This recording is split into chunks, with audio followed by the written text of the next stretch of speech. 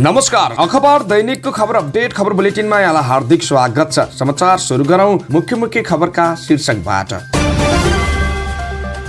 सिन्धुलीमा महिलालाई पोलमा बाँधेर बेहोस हुने गरी कुटपिट, श्रीमान सहित 7 जना पक्राउ। सामाजिक सञ्जाल प्रयोगले निम्ताएका चुनौती सामना गर्न सामूहिक प्रयास आवश्यकता, मन्त्री शर्माको भनाई। परम्परागत मौलिक संस्कृतिको जगेर्न साझा जिम्मेवारी, प्रधानमन्त्री दाहालको भनाई। विकास पुगेर पनि गाउँ किन रित्तिँदैछ, समस्याको समाधान खोजौं, राष्ट्रपति पौडेलको आग्रह। मधेसमा जघन्य अपराधको जड बन्दै लागू औषध। समस्याग्रस्त सहकारीलाई चैत मसान्तभित्र बचत फिर्ताको कार्ययोजना पेश गर्न निर्देशन। अस्पतालको कार्यक्रममा मुख्यमन्त्री थापा घरेलु मदिरा ब्रान्डिङ गरौं। जाजरकोट भूकम्प पीडितका 11,000 अस्थायी आवास निर्माण। पशुपति हिन्दू विश्वविद्यालयको काम द्रुत गतिमा अगाडि बढाउन मन्त्री किराँतीको निर्देशन। पोखरामा कारको ठक्करबाट 2 जनाको मृत्यु।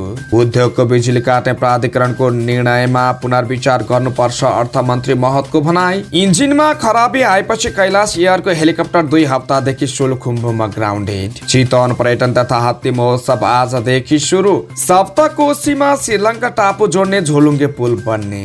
264 स्थानमा बस बिसाउने निर्माण गर्दै काठमाडौँ महानगर। कोरियाले रुस र बेलारुस विरुद्ध करिब 700 वस्तुमा फेरि प्रतिबन्ध लगाउने र केही ठाउँमा मौसम आंशिक बदली, तराईमा हुस्सुको सम्भावना। अब समाचार विस्तारमा।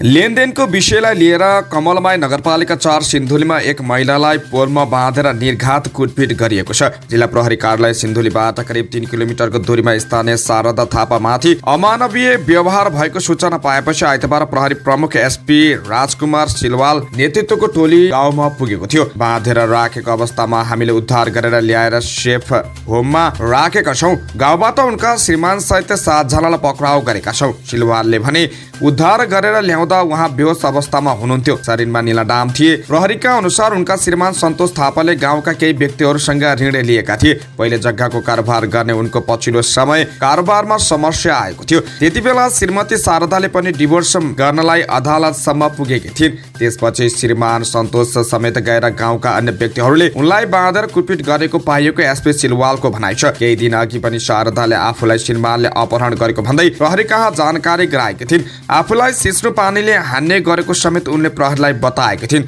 तर त्यसपछि उनको मोबाइल समेत अफ भएको थियो। उजुरी गलत रहेछ कि क्या हो भन्ने भइरहेको थियो। अरू माध्यमबाट बुझ्ने प्रयास गरिरहेका थियौँ, सिलवालले भने। त्यति बेला उहाँकी दिदी आएर कुटपिट गरिरहेको भनेपछि म आफै त्यहाँ पुगेको थियो। सिन्धुलीका एक प्रहरी अधिकृतका अनुसार उनले अदालतमा गएर न्यायाधीश र अरूसँग भेटेर आफ्नो कुरा राख्ने बताएकी थिइन्। त्यसपछि श्रीमान सन्तोष समेतले अदालत परिसरबाटै आफूलाई अपहरण गरेर लगेको उनको भनाइ थियो।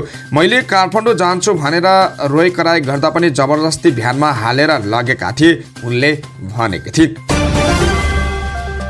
सञ्चार तथा सूचना प्रविधि मन्त्री रेखा शर्माले सामाजिक सञ्जालको बढ्दो प्रयोगले निम्ताएका चुनौती सामना गर्न साझा दायित्व भएको बताएकी छिन्। मंगलबार काठमाडौँमा आयोजित दोस्रो चाइना नेपाल मिडिया समिटलाई सम्बोधन गर्दै उनले सामाजिक सञ्जालको बढ्दो प्रयोगले निम्ताएका चुनौतीहरूको सामना गर्नु सबैको साझा दायित्व भएको भन्दै यसको प्रयोगलाई सुरक्षित र व्यवस्थित बनाउन कानुन निर्माण भइरहेको बताइन्।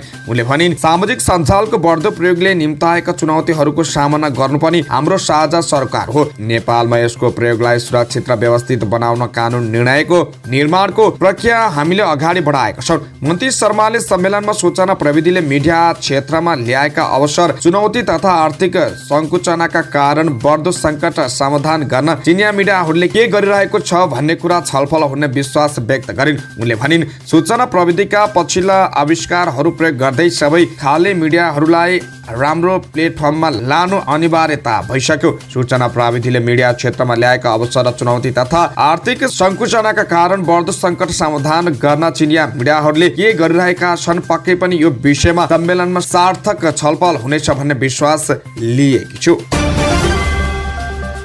प्रधानमन्त्री पुष्पकमल दाहाल प्रचण्डले परम्परागत मौलिक संस्कृतिको जगेडा गर्नु सम्पूर्ण नेपालीहरूको साझा जिम्मेवारी भएको बताएका छन्। मंगलबार विश्व राष्ट्रिय ज्यापु दिवसका अवसरमा काठमाडौँमा आयोजित कार्यक्रममा बोल्दै प्रधानमन्त्री प्रचण्डले परम्परागत मौलिक सांस्कृतिक पहिचान नै नेपालीहरूको पहिचान भएकाले परम्परागत मौलिक संस्कृतिको जगेडा गर्नु सम्पूर्ण नेपालीहरूको साझा दायित्व भएको बताएका हुन्। उनले भने नेपाल विभिन्न जात जाति भाषा भाषी धर्म र सांस्कृतिक समूहहरूको साझा देश हो। भौगोलिक रूपमा सानो भए तापनि यहाँको जैविक विविधता, मनोरम प्राकृतिक सम्पदाहरू र सामाजिक बनोट विश्वमै नमुना रहिआएको छ। विभिन्न जात जाति भाषा भाषी र सांस्कृतिक समूहहरूको परम्परागत मौलिक सांस्कृतिक पहिचान नै नेपालीहरूको पहिचान र गौरव हो। यो सांस्कृतिक परम्परालाई जगेर्ना गर्नु हामी सबैको साझा जिम्मेवारी हो। उनले नेपालका चाडबाड, जात्रा, पर्व र सांस्कृतिक सम्पदा र गतिविधिहरू नेपालका अमूल्य निधि भएको बताएका छन्। प्रधानमन्त्री प्रचण्डले राष्ट्रिय ज्यापु दिवसको माध्यमबाट काठमाडौँ उपत्यका भित्रका र बाहिर रहेका ज्यापुहरू बीच मात्र नभई विभिन्न धर्म, संस्कृति, समुदाय र क्षेत्रसँग आबद्ध नागरिकहरू बीच आपसी मेलमिलाप, सद्भाव र सहिष्णुता सुदृढ गर्न सहयोग पुग्ने विश्वास व्यक्त गरे। उनले भने नेपालका चाडबाड, जात्रा, पर्व र सांस्कृतिक सम्पदा र गतिविधिहरू नेपालका अमूल्य निधि हुन्।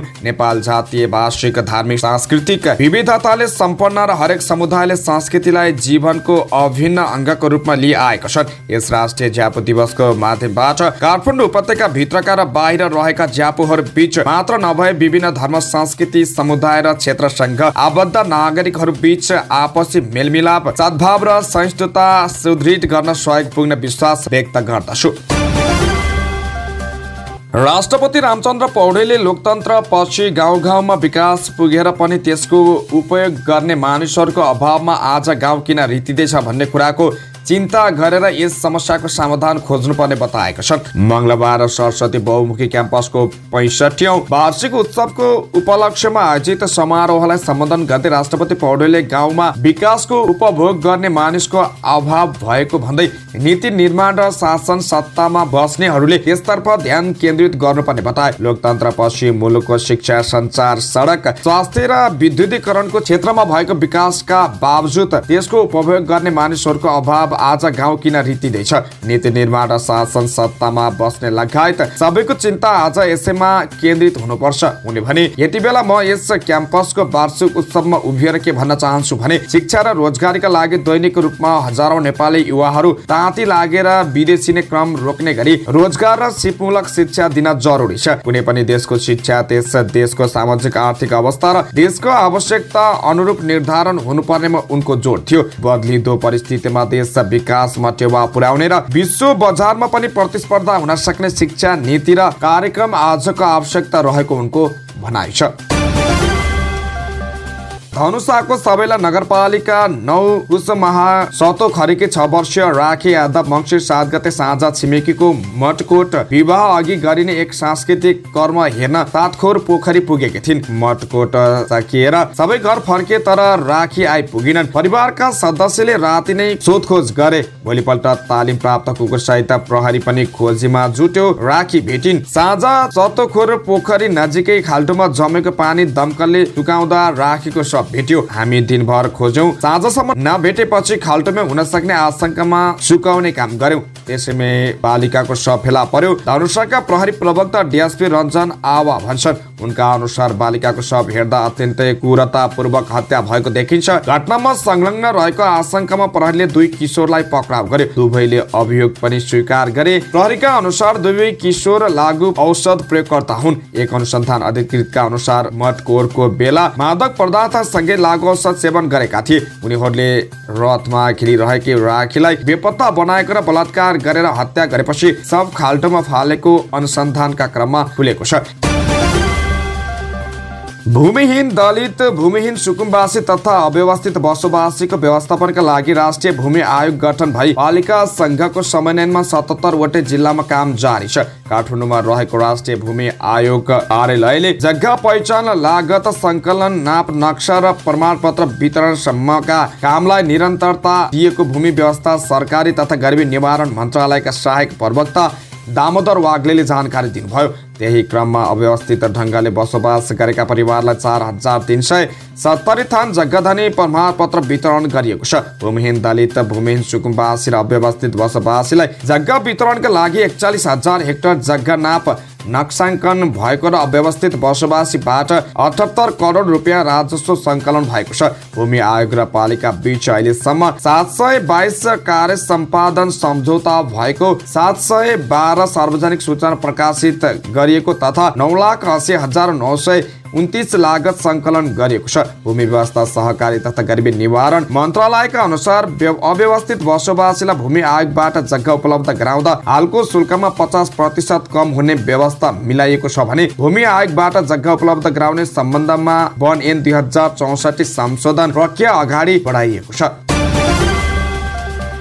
लुम्बिनी प्रदेशका मुख्यमन्त्री डिलीबहादुर चौधरीले घरेलु मदिरा उत्पादनलाई उद्योगमा रूपान्तरण गरेर ब्रान्डिङ गर्नुपर्ने बताएका छन्। बुटोलको गौतम बुद्ध सामुदायिक मुटु अस्पतालको 11औं वार्षिक उत्सव उद्घाटन गर्दै उनले विदेशबाट वर्षेनी अर्बौं रुपियाँको मदिरा आयात हुने गरेको भन्दै आयात प्रतिस्थापन गर्न घरेलु मदिरालाई उद्योगबाट उत्पादन गरी गुणस्तरीय र ब्रान्डेड बनाउनु पर्ने बताएका थिए। घरेलु मदिरा उत्पादनलाई उद्योगमा रूपान्तरण गर्न सक्ने हो भने गाउँ घरमा हजारौं रोजगारी सिर्जना हुने र मानव स्वास्थ्यको जोखिम पनि कम हुने उनले बताए। हामी विदेशबाट सामान आयात गरेर बेच्ने र नाफा कमाउनेमा मात्रै सीमित भयौं, आफ्नै देशमा उत्पादन गरौं, रोजगारी सिर्जना गरौं भन्नेमा ध्यान छैन। श्री मुख्यमन्त्री चौधरीले भने मदिराकै कुरा गर्ने हो भने नेपालमा मगर, थारू लगायत जातिले घरेलु मदिरा उत्पादन गरिरहेका छन्। त्यसको ठूलो मात्रामा कारोबार पनि भएको छ, तर करको दायरामा आएको छैन। गुणस्तरमा पनि प्रश्न छ, त्यसैले यसलाई उद्योगमा रूपान्तरण गरेर गुणस्तरीय र ब्रान्डेड मदिरा नेपालमै बनाउन सकिन्छ।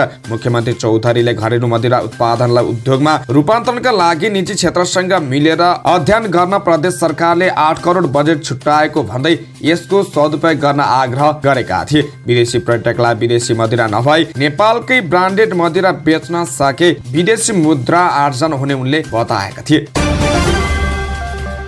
जाजरकोट भूकम्पका 67,000 बढी लाभग्राही मध्ये मंगलबारसम्म 11,336 घर अव्यवस्थित आवास निर्माण सम्पन्न भएका छन्। राष्ट्रिय विपद जोखिम न्यूनीकरण तथा व्यवस्थापन प्राधिकरणबाट प्राप्त विवरण अनुसार अन्य 10,118 घर निर्माणाधीन छन्। अहिले धमाधम अस्थायी आवासका लागि अनुदान बापतको रकम सम्झौता गरी बुझ्ने र घर निर्माण गर्ने क्रम जारी रहेको प्राधिकरणका प्रमुख कार्यकारी अधिकृत अनिल पोखरेलले जानकारी दिए। उनका अनुसार जाजरकोटमा 5,202, रुकुम पश्चिममा 5,798, सल्यानमा 193, बझाङमा 13 र बाजुरामा 130 घर निर्माण सम्पन्न भइसकेका छन्। पोखरेलले मंगलबारसम्म केन्द्रबाट अस्थायी आवासका लागि 2,26 करोड रकम जिल्ला विपद व्यवस्थापन समितिमा पठाइसकेको जानकारी दिए। यसमध्ये 1,53 करोड रुपियाँ जिल्लाबाट स्थानीय तहमा पुगिसकेको छ। स्थानीय तहबाट प्रक्रिया पुगेका लाभग्राहीको खातामा भने 58 करोड 78 लाख रुपियाँ पठाइसकेको उनले बताएका छन्। अहिलेसम्म जाजरकोटमा 35,140, रुकुम पश्चिममा 23,608, सल्यानमा 1,730, बझाङमा 4,576 र बाजुरामा 2,729 गरी कुल 67,783 लाभग्राही कायम भएका छन्।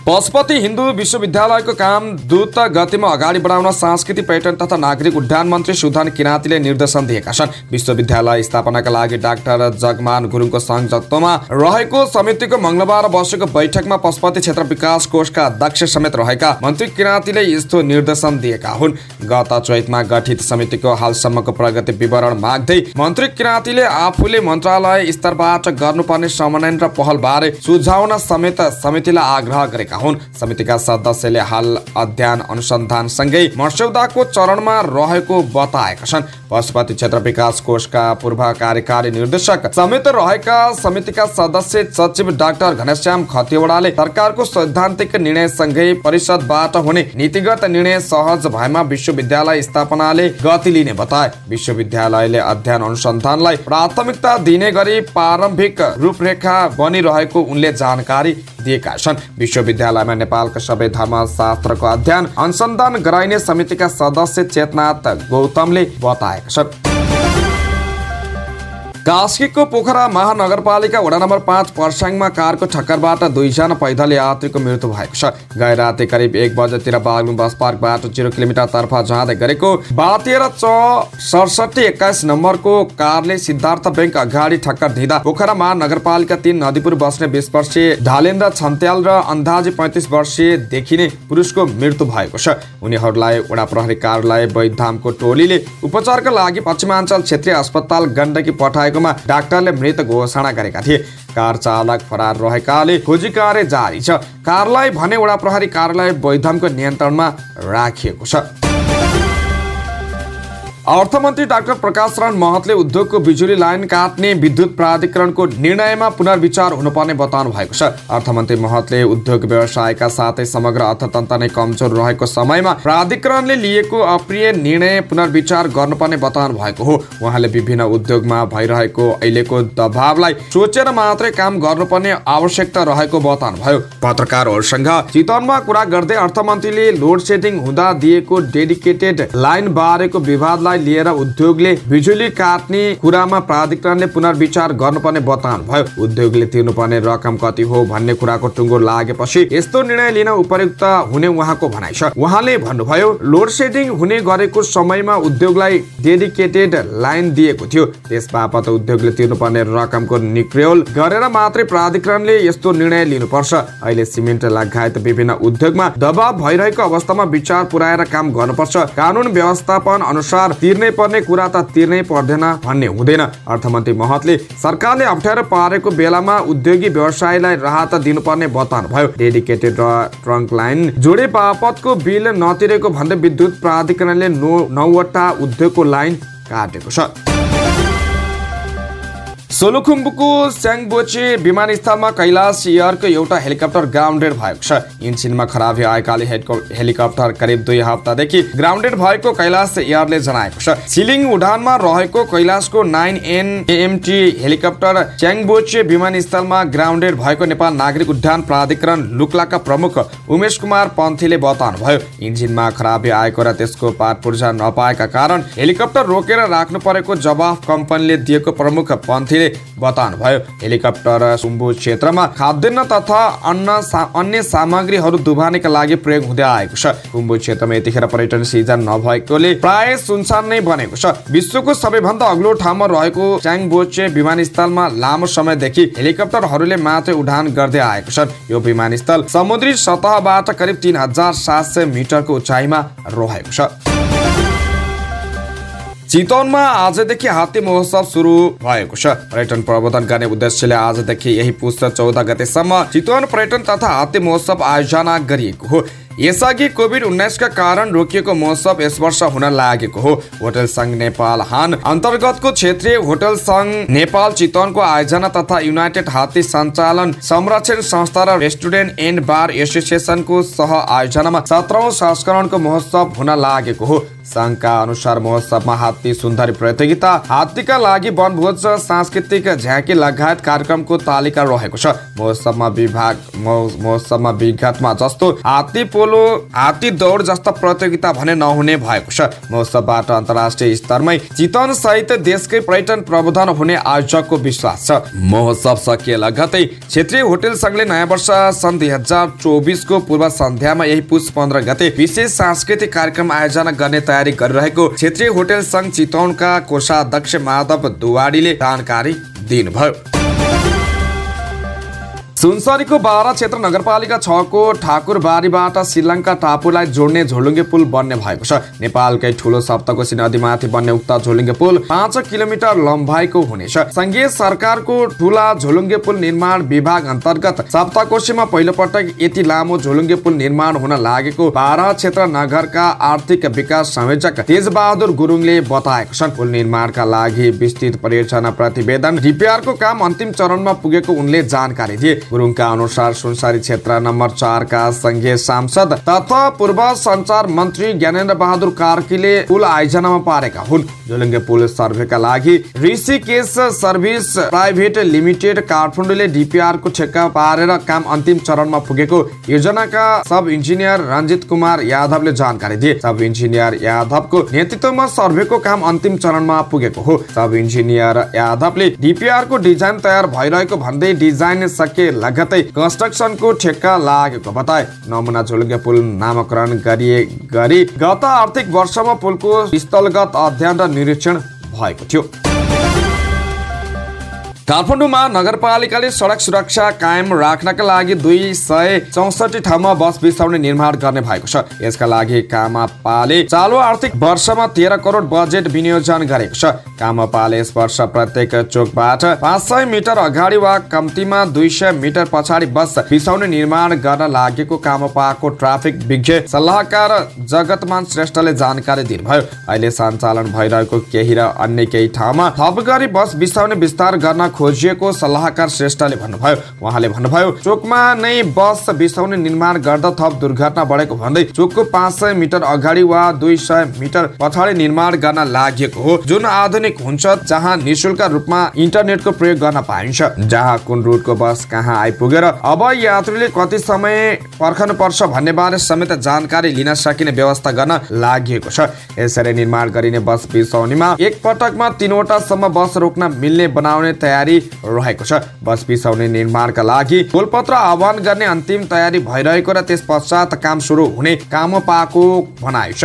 यसैगरी बसको रुट मिलाउने, सडक बत्ती विस्तार गर्दै जाने, एकतर्फी सडकहरूको व्यवस्थापन गर्ने, मोटरसाइकल ग्यारेज सञ्चालनका लागि मापदण्ड बनाउने, सडकमा कोन र डिभाइडरको व्यवस्थापन गर्ने, पेट्रोल पम्प व्यवस्थापन गर्ने, सडक सङ्केत र चिन्ह व्यवस्थापन गर्ने लगायत काम गर्ने तयारी समेत भइरहेको बताएको छ।